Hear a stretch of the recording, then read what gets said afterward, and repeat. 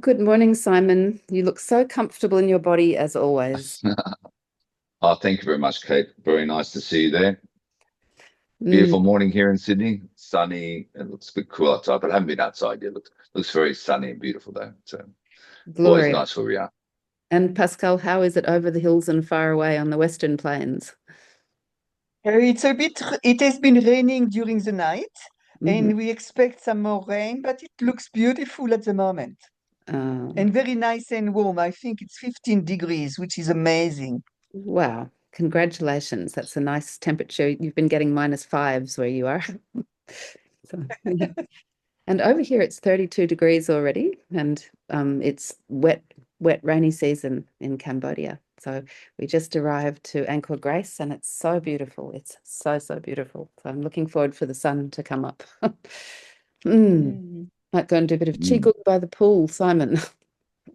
That why not? Why not? Yeah. Or Really. within the forest, it'd be beautiful. Yeah. Yeah. Yeah. It is in the forest. It's really magic. So Simon, goodness me, you've been at what you do for so, so long, and you've accomplished so much, and you've written so much too. So, it feels like you are well and truly embedded in the world of Qigong. And from everything that you've talked about with me, everything that you've written in this book, the most amazing part is how much permission you've been granted to share all of this with the Western world. So I'd love to hear a Mm. little bit about your cultural journey, because I don't think you were born with any Chinese roots, or were you? No, no, not at all, really. No, not at all. It's interesting how things plan out for you sometimes, because sometimes is it written or how do we, make it work for us in a way. But basically, a lot of my own journey came from being in a life crisis accident when I was 19. I was in a very very serious car accident, and ended up spending 3 months in hospital, and I nearly died a few times in the first few weeks. And there really it's always going to be a long journey for me to kind of continue healing myself because I basically got busted up really badly. I had fractures to both feet, both ankles, both legs. All my left side was all busted up, and I had quite bad head injuries. So I was kind of out of it for a long time. But it was always going to be a difficult part after that. So really, the first few years I was involved in the medical system, having all the physiotherapy, and there's a few operations there where we're just taking out things that put in. And then really from then I started actually in the early my from about 20 I started having acupuncture and because my brothers started studying Chinese medicine. So I started having some acupuncture and I was having some started meditation training and I was about 22. And so it's all kind of part of that journey because kind of something tripped me up and maybe kind of changed, kind of worked with it. So really through that journey of meeting kind of like changing my life, looking at things, I kind of started investigating ways of healing myself, really first of all, because I couldn't really do yoga or things like that, which is, popular at the time. But I started doing Tai Chi. It was recommended me to do Tai Chi from an osteopath I was seeing regularly. And it kind of seemed to work for me because I could stand up and I could move around gently and slowly and such like that. So it was actually good work for me. So I think I was 26 when I started that. Yes, I was 26. And then I really looked around the class. I remember the first day in the class looking around, and everyone in the class was much older than me. I was quite young in comparison. And it was quite good. But I could realize that first lesson, I could think I could become a teacher. I could continue doing this because the philosophy they were talking about and the basic principles of things was quite real to me already from my own journey. And so I kind of really just committed myself to continue practicing. And so I did. I just kind of went every week and did this, as you do, just slowly meld your way into it. So Mm. by the time I was 30, I became a teacher. I became a teacher with this organization, and it was great. I really enjoyed it. And then a couple more years later, I just started to do it full time. So I gave up all my other type work I was doing and just committed myself to throw it in there. And it's really from that time when I committed myself to do it, I was always been inundated with work. I've have ever since then, that was from 92. I've just been pretty much flat out, with classes and people contacting me and wanting to do things. So it was a Mm. great experience. So that was really good. But then, really, like learning in Australia was good. And there's some good teachers and it's good foundation. But to go to the source, you need to go back to where it all came from. So I was getting a bit frustrated more in the mid 90s, the late 90s, about wanting to learn more in depth, more probably more understanding about the spiritual aspect of it all. Because Mm. sometimes in the Chinese system, it's a bit hard to connect with this. It's a bit out there sometimes. So when one of my teachers at the time just suggested I go to a conference, he was actually on the executive of a World Medical Qigong Association in Beijing, and he wasn't going to the conference in '98, and just suggested I go. So it's quite interesting. He just gave me a crumpled up piece of paper with details on it. And I kind of contacted them in Beijing and said, I'd like to go and such. And then they kind of, at that time, I wrote a letter because I didn't actually didn't have a computer then. I wrote a letter, didn't get anything back for a while. Then my teacher said, I think you have to send the money first before they kind of think that you're serious. Yeah.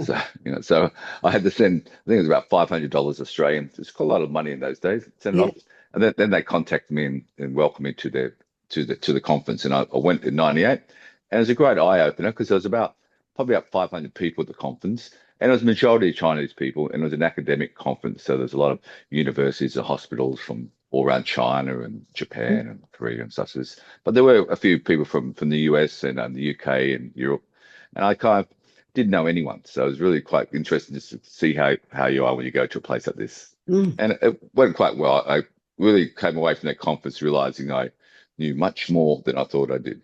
Mm. And so it was good experience. And I became a member of the association, and I started going to their conference every 2 years. So pretty much from '98 to 2019, I went to 20 conferences with these Wow. people. Sorry, 10 conferences. Over 20 years, I went to Okay. 10 conferences with them. Okay. So I worked my way up from just become a member, and I started giving talks and presentations about the work I was doing. Because in my early teaching career, I used to work a lot with drug and alcohol rehabilitation programs and worked in a lot of homeless centers, worked in the prison system for quite a few years, teaching Qigong and this type of thing. So I gave a bit of a research paper on the benefits of practicing in a rehab program where we did like a survey over 6 months before and after of our participants doing the program and how it helped benefit them from their practice. So really from their stress and anxiety and how to kind of help them deal with their condition. And it really became an important part of that program. So, from there, they really enjoyed me to keep coming back to conferences and asked me to give talks every time then. And I thought, oh no. So it's okay. So I gave a talk. Then after about 10 years, I asked if I could give a demonstration because they all used to have demonstration sections at these conferences. Mm. It's not a competition, but people would show their forms and have a Yeah. presentation, talk about it. So I gave a presentation on a medical form of Qigong that was taught to me in a hospital in Beijing. And I Okay. gave that, and it went across very well. And then after that, they asked me every conference for the last four conferences to give a talk and a demonstration. So so they all enjoyed it. So in a way, you do these demonstrations that people can see your chi, see your energy. Because when Mm. we practice Qigong, it's like yoga, the same type of thing. You have to embody it. So you have to become a part of you, how you move, and how you are, and how you be.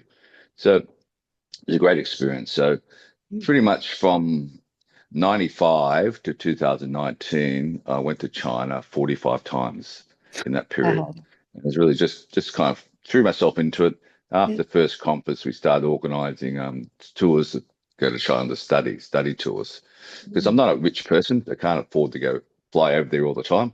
So we thought we'd just organize small groups where we could subsidize my costs and do that. So we did that, and we organized 30 tours from Mm. 1999 to 2019. So over that 20-year block, we did 30 tours. It was a great 30 tours. experience. We did, Goodness me. yeah, oh, it's fantastic. So, but going to the conferences, I was able to meet a lot of these professors and masters at hospitals and universities, and we got the right contacts. So Mm. with my Chinese business partner who organized my tours, we were able to go right to the source of things. And that kind of gave you a lot of credibility because you had to come from an introduction in the traditional sense in Mm. Qigong and yoga. You have to have the right context that people know you. It's like a family thing to give you the right introduction. So through that period, we went to hospitals and monasteries and universities and lineage holders and stuff like this. So, Mm.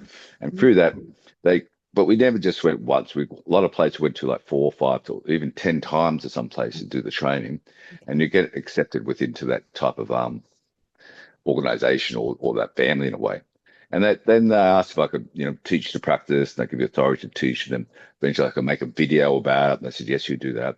Then we asked if we could write a book about it, more documenting the practice. I got authority for that. So now it was my 8 books. They're all kind of been documenting the training that we've received in China. So it's really kind of important because some things change over time, of course. It gets to that Chinese whisper, thing can change and be quite different at the end. So it's important at the beginning you document it. So every time the trip, I'd write notes and I'd have a few of the other teachers with me. We write notes, we compare notes and we spreadsheets and cross-reference everything. And then we'll kind of come to a manuscript which is kind of pretty much correct. Then we'll check this accuracy with the teachers we're with, make sure it's okay, and they sign off on it. So I'm quite happy that all the practices that I do teach are true and authentic from China. They're nothing that I've actually like invented myself, you know. So, I've got, we've all got our way of presenting and talking and doing things, but the practice is pure because the idea, there's a lot of people, there's a lot of new things coming out, a lot of hybrid things, people merging things all the time. And I'm not sure how good it is. It's got benefit, of course, but I think that the good ones are the ancient ones because they've been around a long time. So anyway, so it's been What a good journey. what a story. Yeah. Like it's just such a beautiful life story that you've done and you're continuing to do. And this Yeah, book yeah. that Wild Six Unity Qigong. Six Unity. Yeah. Yep. It's from the Wild Goose lineage, I think. No, no, it's not from the Wild Goose lineage. No, Oh, it's not. okay. This one's from the Shanghai Qigong Research Institute in Shanghai, and this is a organization I've been involved with for well over 20 years.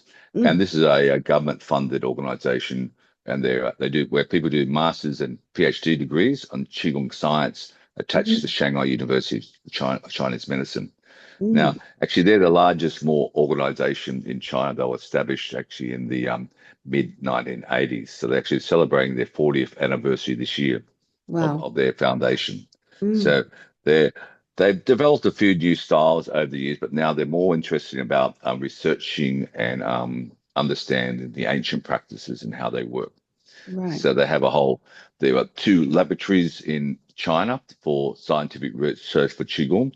One's at Oh, the Beijing University of Chinese Medicine. The other one's at the Shanghai Qigong Institute, where they have a whole laboratory set up where they do research on the benefits of change. And also so they receive like government funding to introduce these practices to the mainstream health organizations. Because in China, they have 2 health systems. They have the Western medicine, but also the Chinese medicine system, and they're covered under their Medicare type of system.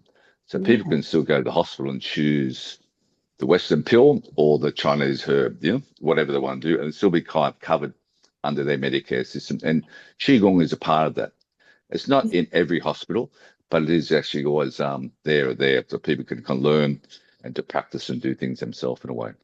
It's amazing, isn't it, to be given that choice, really, and for that to have That's right. so much That's kudos right. and that research. Like I can't imagine how a Qigong research institute looks. I guess that's physiological testing, is it, or brainwave, or how do they? Yeah, all those type of things. Now they got a full laboratory. Mm? I can't say it properly. Laboratory. There's only so many labs like this around the world, in place where they can do a proper research into it. So yeah, it's quite interesting. So yeah, Wow. so I'm back there in October. I'm going there in October. I'll be there with a group of my Qigong teachers. We're going there to a conference and to do some training in the mountains in Wudang Mountains for like a week or so. How So it's good to delightful. get Mm, back. Yeah, it's good to get back into it. And so from next year, I'll be organising my regular training tours every year type thing, so people can come. Pretty much anyone can come to these things, but you have to be up to do the training. It's not a sightseeing tour, so there's no Great Wall of China or pandas and things like this. That's always interesting to go and see, but this is a bit more mm, study to go into a monastery and learn chanting and such like this and mm. meditation Yeah. and a movement type thing. Yeah. Glorious. What I love about this book is how much Yeah. interesting information there is about the culture that guides the practice because, you know, it's such an embedded culture. I think your teacher's 28th lineage, that makes you 29th lineage. Have I got?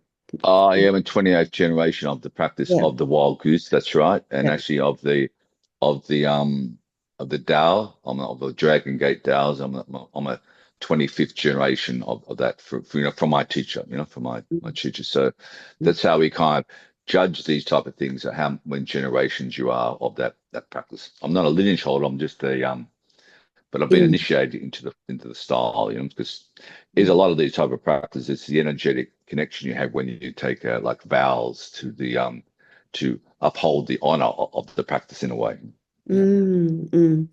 It's a very yeah, honorable path, isn't it? It takes, as you're saying, a lot to be part of it, to be accepted, to be taught. Yeah. yeah. That's right. And it's about sharing. All my teachers have always said the similar thing. The best way to learn something is to share and teach other Mm, people. Then you mm, have to become up to it. You have to be right, embody it with you, and to help spread the benefits to mm, humanity in a way. Because in a way we all understand these type of things. It's not that too in depth. It's not academic at all, because the academic part is there, but really you have to embody it to you, because so it's become part of you. You have to action it in somehow, so that it mm. becomes a part of your life. Just like all the traditional practice, yoga and things, it's the same type of idea, really. The beautiful thing about yoga practice and qigong is that it's based on precepts and concepts and ways of being that you're actually trying to embody, or that you're accessing, that you're practicing and finessing. And it's therefore a living practice, that you're actually operating from the knowledge that you're receiving. And I just love that integrated approach. And I'm looking at the pictures behind you, the Four Noble Ones, Mhm. and Yeah, the four thinking, number ones. That's it. Yeah, yeah, yeah. and thinking how much that informs Chinese culture and five element theory and a whole lot of other Mm. things as well. And I'd love you just to tell us a tiny bit, if you feel to, about those four noble plants behind you and what they Oh, embody. the four noble ones. Yeah. Well, I do have it in my book here, so I've got a section on that one here. And maybe you'd But like the to four read it. noble ones, all right? Oh, I might read it from the book. Yeah. So Yeah. have a read. There it is. The Four Noble Ones. It's actually, and you'll find these paintings in a lot of traditional houses, or sometimes you see them in restaurants and things like that. It's a way of connecting, because a lot of the understanding of a lot of the Chinese culture is from the indigenous people of China connecting to their environment. So they're very naturalistic or holistic in this approach. So a lot of their embodying their virtues is coming from nature. It's not like having a deity or the saint of this, the saint of that. It's actually coming from nature. So how they connect with nature. So these four noble ones relate to the four seasons. And really, it's really coming from Confucius, when Confucius was talking about this back in the day.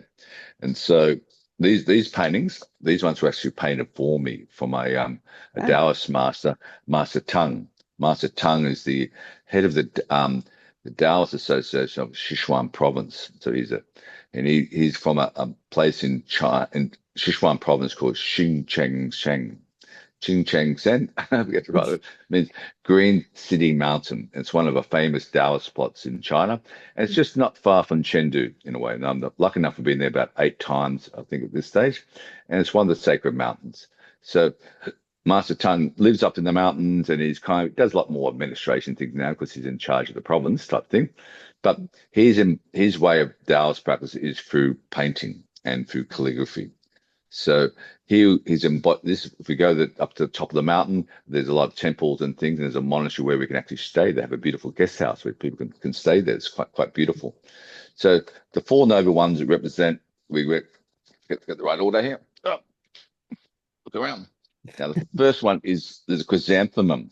Now the chrysanthemum refers to the season of autumn, and also so as the weather turns cooler, the blazing color of the flowering chrysanthemum symbolizes the virtue of withstanding all diversities, challenging all difficulties, and maintaining nobility and elegance while striving to create a better life. So that chrysanthemum. Then we go to the next season, which is the the plum blossom.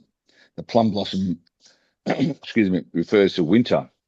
The full flowering blossoms in winter resemble a fierce dragon, representing endurance and symbolize the inner beauty and humility under adverse conditions.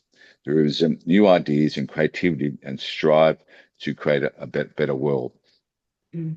Very good. So it's that beautiful red color that comes from the plum blossom. So Gorgeous. in Japan, it's the cherry blossom. In China, it's the plum blossom because Blossom. the plum blossom is very significant because it means the five petals. So quite often we talk about in Chinese medicine, Taoist understand we talk about the plum blossom. They talk about the five elements because there's five petals to the blossom. Okay. Let me move along. Of course, we get to the next one, which is the bamboo. Now, bamboo refers to summer. So, Mm. yeah, yeah, summer. So the tall, straight stems of the bamboo, nobilize the hollow, represent humility, tranquility, and inner peace. Also, the flexibility and strength of the bamboo stalk symbolize the values of cultivation and integrity, and which yields one's to break free. Beautiful. Bamboo is always fantastic. And Mm. finally, we come down to the orchid. Now, orchid is a season of spring. The beauty and grace of the orchid represents integrity, nobility, and friendship. Great scholars aspire to these qualities of the orchid to form good educational background, to be humble yet elegant, to be natural yet defined, and to be independent yet friendly. Mm. So those virtues that we kind of aspire to, because in a way we're all virtuous beings, and it's Mm. just a matter of we connect with that. So in a way, when we look at nature, we connect with nature with all those type of virtues. So Mm. it's just nice. It's just nice to have it always there in the background with you, you know. So sometimes these type of symbols should be there to be seen, and sometimes they're discussed, like in a traditional family, that the children be educated a bit as they go, and then when they kind of look at it, they can kind of bring those virtues in towards us. Mm. So it's Beautiful. beautiful. The four noble ones. The four noble ones, yeah. And it's so respectful of nature, isn't it? I love the well, whatever you want to call it, Shinto in Japan, but that nature Yeah. connection that I think so many of us draw so much from in Australia and are lucky to have, Oh, you know. that's right. That's right. All you need to do is look out the window and look at nature, a tree or something, and you Mm. connect. Because that's going to affect your energy, you know. Also, Mm. because we're a part of this world. We're not separate from the world. Mm. Our body has been here, it's grown up through all the other things in the world. So we're part of it. So Mm. we're part of everything. So a matter of just kind of relaxing, allowing that. Sometimes we get too much in our head. The ego takes over a little bit sometimes. It thinks it's a bit more superior to Mm. everything else. And not really. I think that's where we cause a lot of problems. That's where a lot of blockages and Mm. things happen, unfortunately. So Yeah. Back into so the the sixth flow. So unity. Yeah. Yeah. you're bringing So everybody back this into that flow. I love the fact that you're, oh, it has to come back to yeah. all back into nothing. Mm. Nothingness, we say. Come back to that world. Mm. So the sixth unity, or we call it the Leo Hegung in Chinese. Leo is six, He means unity, and Gung means a training. So it means that the connection to everything around you. There's three interior and the three exterior. The three interior means that the directions that we connect to, front, side, up and down, as we're part of all that energy around us. So we connect to that around us. So when we do this practice, the physical practice, you're drawing the energy from the different directions in towards you. Mm. So it comes to that point of becoming one, all being back to you. Because some types of Qigong, you kind of connect with yourself, then let your Qi merge out to become one. This is the other way around. You bring the Qi from the external into the internal. So it becomes one. So then we combine, first of all, the fluidity of the movement, the breath, the mind, but also the Qi. The mind should be really just relaxed and tranquil, not really thinking at all. So the idea then that we combine the unity of the Qi, the intention, and the spirit. So it all becomes one. But this basic understanding does apply to most styles of Qigong and Tai Chi, all this type of practices, because you're unifying everything to come together to one. It's what we come through the understanding of what they call Wu Wei in Chinese. Wu Wei means the state of no action, of just actually doing effortless practice in a way. You're not really doing things, but in a way, you need to put a bit of practice in to get that state. Just don't go Wu Wei of nothing. You have to kind of embody it into and practice a lot. It's like learning the chords to learn the piano. You have to do the chords a bit, but you can still play a little bit the first time you pick it up and you get that love for it. This will keep your energy there and keep it flowing. So, but after a while, all the practice become effortless. But really, once you connect yourself to the heaven, the earth, and to your surroundings around you, then the chi will be there, and it will kind of will flow. So in a way, we say all the types of qigong and tai chi, all these type of things work, and they're very good. But it's just a matter you have to apply it. You have to put it into action somehow. And Yes. that's the way. Yeah. First practice, and then it's you. So this particular Practice more and style more. is about Yeah. drawing that energy into your body from 6 different directions. That's right. Up, down, That's right. back, It's very front, hard. side, side. Okay. Yeah. So I just want to read a bit here from my book about the Tao, because the understanding of the Tao is a basic principle for the practices. Because the Tao is from the Chinese concept, or from their indigenous people, about how they connected to their environment. So in a way, I'll just read a bit from the book here, because it's written quite well. The Tao translates the way or the path. It's not a religion, but a way of connecting and harmonizing with nature. Through the cultivation and refinement of our chi, we allow the internal landscape become healthy and active and to harmonize with the external landscape or environment. Ultimately, we allow our energies to merge with the universe, they become one or return to nothingness. Other energy arts originating from Taoist tradition include acupuncture, Chinese herbal medicine, Qigong, Tai Chi Chuan, Feng Shui, and of course, Chinese therapeutic massage. This is all kind of the basis of the Tao. So in a way, how does the Tao work? It's just a matter of need to relax. First of all, we have to get into ourself, get out of the thinking mind, into the body first, then into the energetic layer of ourself. But through our practices, we've been studying it at the monastery in Wuhan called the Eternal Spring Monastery.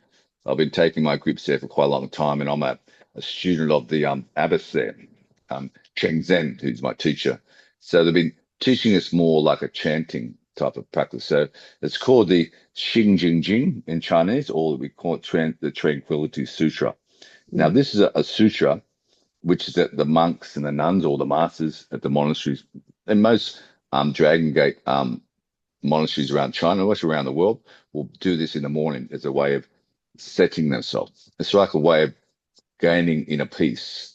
Now, it's a beautiful set, and it's really what comes from the Tao Te Ching, and it's taking a few phrases from the Tao Te Ching and putting it in simple way of kind of acquiring that permanent peace, kind of, so it becomes more permanent in a way. And it's what we'd say that Lao Tzu used to teach his students back 2,500 years ago, the same type of ones, but it's been transmitted through.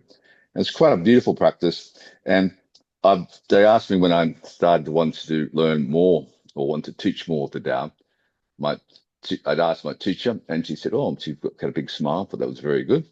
And she said, "Oh, fantastic." She said, "But before you do that, we'll have a little test for you." I said, "Oh, not a test. I don't like tests." But she said, "No, we'll organize a meditation session, and we'll want to scan you to see if your energies are up for it." So it's always a bit thing. So after this back in, we did this back in, I think it was 2018. This happened, and so the next day we set up in the monastery in Wuhan.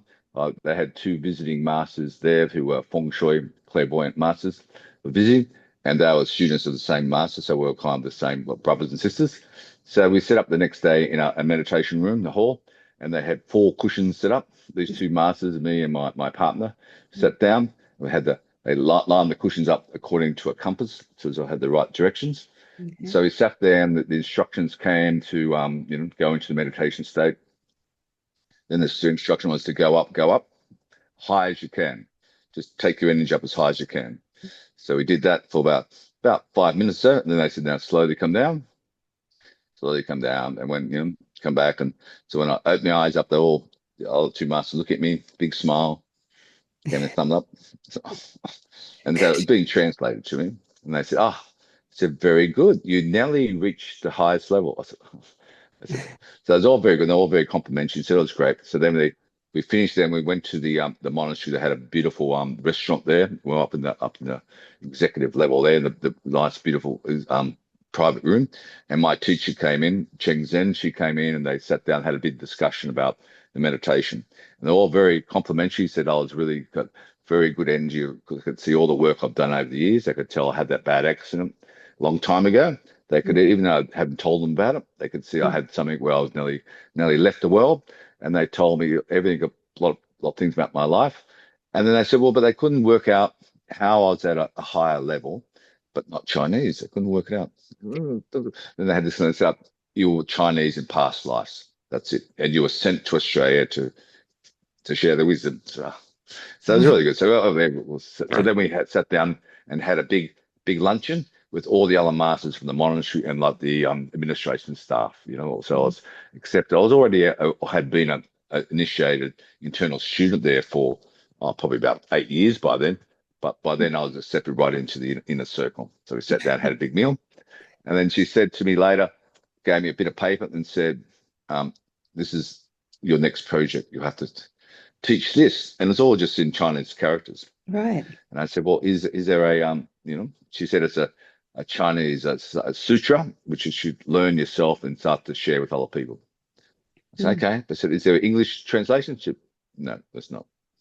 So that was the first lesson. You had to translate it. So the next day we started doing a translation. So was the master in charge of the library at the monastery, myself, my partner then, Christina, and also my business partner, Jing, who did translation. So we sat down with this master for 2 days in a beautiful room in the monastery, and we just went through all the things. There's 108 stanzas, we go through the whole lot and to write down English translation of that.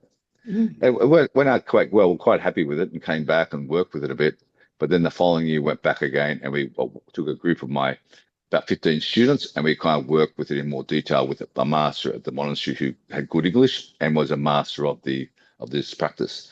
So we kind of defined it all down how it works. So we came out with a working transcript of how it is, so in English and also in Chinese, and some of the meaning. Now it's probably about 80% done. We're planning. There was on 19. We went back, then planning to go back in 2020 to do more work on it, but the pandemic hit and haven't finished that project. So in that way, that project is still a bit in my files to finish off.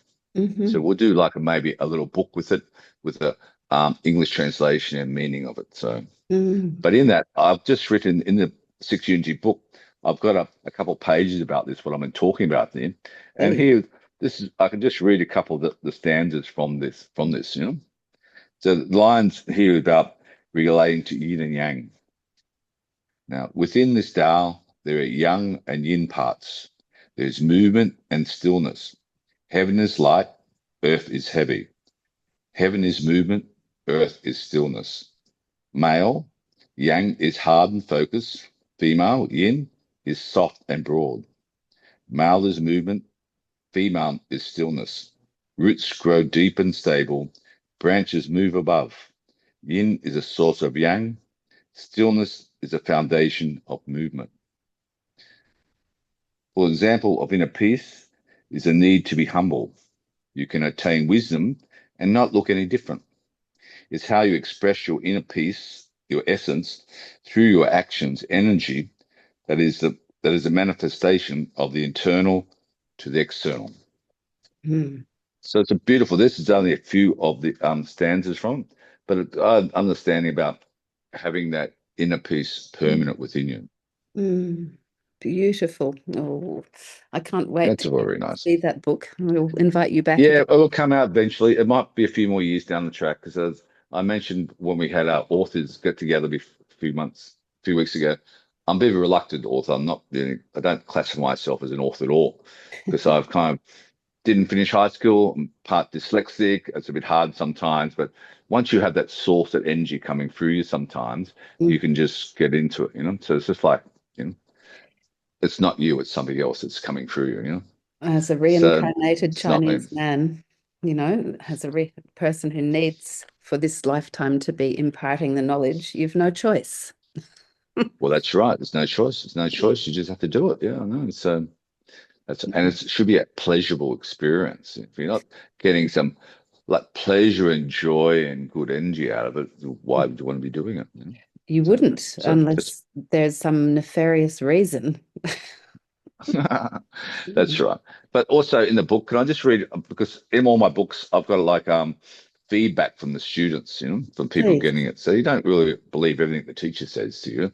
You have to Mm, kind of do the practice and see how it works. You have to become that science experiment and see actually how it works. So yeah. in all my publication, my books, I've got a section called Inspiring Stories, where Mhm. my students and friends have written about the benefits they've received from it. Because Mm, quite often we have retreats and we do especially teacher training programs. We have a lot of sharing because it goes more deeply into your core about how things can help change. mm. More than from a sore knee or sore leg or something. It goes a bit further into a lot of different things. So I've just picked a couple little points here if I can find them where I put them, and I can Thank you just so read a few of much. them. That'd be super handy. There we And go. I'll ask Pascal if she's got any questions after that. Yeah, Well, fantastic. All right, I find it a there we go. fascinating journey, really. And what I find is we live on a parallel life doing the same thing in a totally different ways. It's Mm, amazing. We reach exactly the same goal. It's quite fascinating life we are living. I mm. wanted Yeah, to yeah. ask you, Simon, if the health in China is better than in Australia. Is People's the what, sorry? health, Health, their the health. health.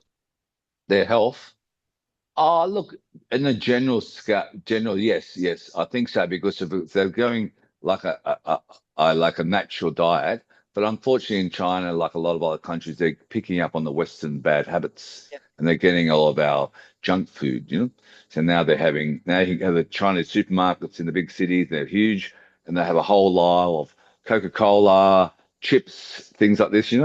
So they have that type of thing too. So all the younger people are just trying to be westernized and looking at the internet and trying to copy everyone else. So they're getting the same problems with diabetes and obesity and all this type of Oh, yeah. problems too. Mm, Unfortunately, through the younger generations, you know, but in a general scale, people are more tuned into their bodies from an ancient time. It's only in modern times, probably over the last 20 or 30 years, where things have changed.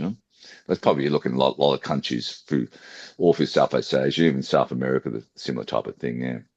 mm. So, but anyway, if I just read a couple little points here. This is from one of my students. I won't give their name, but I'll just read. This is a beautiful one. I started practicing Qigong about 3 years ago. And over the last year, I've been practicing an average of 6 times a week for 30 to 60 minutes. On Christmas Day, almost 3 years ago, one of Master Simon's students gave me a private Qigong session and a DVD that he helped me produce back in the day. Now, I'm an academic with ADHD, and I started practicing Qigong using the video. I was amazed how it's positively transformed my focus, concentration, and productivity. The DVD is one of the best Christmas presents I've ever received. Very nice. Now, Gorgeous. now, I've always good when I'm doing Qigong. Practicing in the morning relaxes me, stabilizes my energy, and maximizes my concentration, focus, and productivity for the entire day. The main benefit of Qigong over the past year has been managing my ADHD and general anxiety condition. I'm using Qigong in a in, come off long-term anxiety medication under my doctor's supervision, and I feel physical benefits such as toughness and lower body strength. Mm, Qigong reminds me that mental health is inseparable from physical health. While medication can be necessary for managing mental health difficulties, the physical disease, regular proactive mind-body practice is essential for general health, maintenance, and well-being. mm, So, yeah, exactly. I've heard a lot of people work with qigong is really good for a lot of major chronic conditions. Now, I've been working with people with cancer conditions for many years now. I used to work at the Chris O'Brien Lifehouse at RPA Hospital in Sydney for 5 years, and now I've been at Concord Hospital for 5 years at the Sydney Cancer Survivors Centre. And it's one of the proven type of factors where it can't help people manage their stress levels, but also this helps with their management of their ongoing treatment. And it's very, very beneficial for many levels.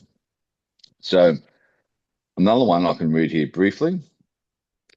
This It's is such a actually from broad, my good. you know, what I get from what you're saying is it's such a Yeah, broad-based treatment because you're bringing people back to their natural state of health. So you could be out on any limb of illness, mental, physical, spiritual, couldn't you? And what it does is bring you back into that flow, back into nature, back to be a being. yeah, that's with right. that, Well, and in a to not way, look, be there's no, hypocritical. yeah, exactly. There's no specific practices for specific conditions, really. Because Mm, really, um, there's when we do a practice, we're rebalancing, realigning our energy in our body. It's like if you see acupuncture, what they're doing is just gauging by your pulse rate what your imbalances are in your organ, then trying to rectify that so the body heals itself. Same mm, thing when they give you herbal medicine. So the idea, we're just trying to clear any blockages or stagnation in the body so the body will start to heal itself. It's yeah. only in modern times that people, for business senses, are developing new practices for different conditions. Mm, So when I studied in a hospital in Beijing back over 20 years ago, and I became a resident student at a hospital called the Shi Hospital in Beijing. And I was there for 2 weeks and I did a residency training. I had to live in the hospital and I was a professor's private assistant for 2 weeks. And so when we do the classes, he was teaching me a style of Qigong we call Guigen Qigong. It works on the organs and meridians.